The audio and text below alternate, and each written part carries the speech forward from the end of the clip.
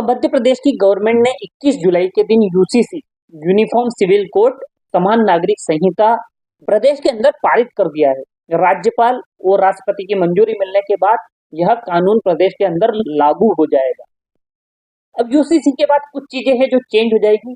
कोई भी व्यक्ति किसी भी धर्म या जाति या समाज समुदाय का हो, वो अपनी पहली पत्नी के होते हुए कोई भी दूसरी शादी नहीं कर पाएगा। दूसरा, अगर आप लिव इन रिलेशनशिप में रह रहे हैं तो 1 महीने के अंदर आपको अपने लिव इन रिलेशनशिप का रजिस्ट्रेशन कराना पड़ेगा, जिससे उस चीज को मान्यता मिल जाएगी। और जिस तरह पिता की संपत्ति पर एक पुत्र का अधिकार होता है, उसी समान एक पुत्री को भी पिता की संपत्ति में लगभग समान रूप से अधिकार दिया जाएगा।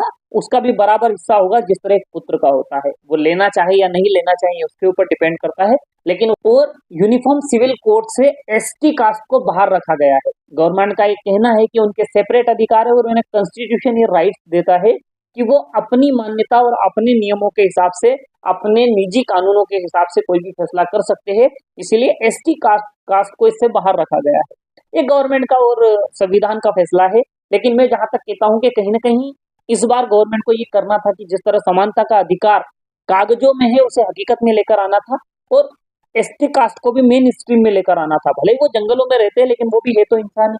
उन्हें पूर्ण अधिकार और समानता का अधिकार का पूरा हक मिलना चाहिए। वो उसे भले ही अपने कल्चर के हिसाब से चीजें करने की उन्हें स्वतंत्रता दे दी जाए, लेकिन उन्हें इससे बाहर करने के बजाय उन्हें भी इस कानून के अंदर, इस दायरे में रखना चाहिए था।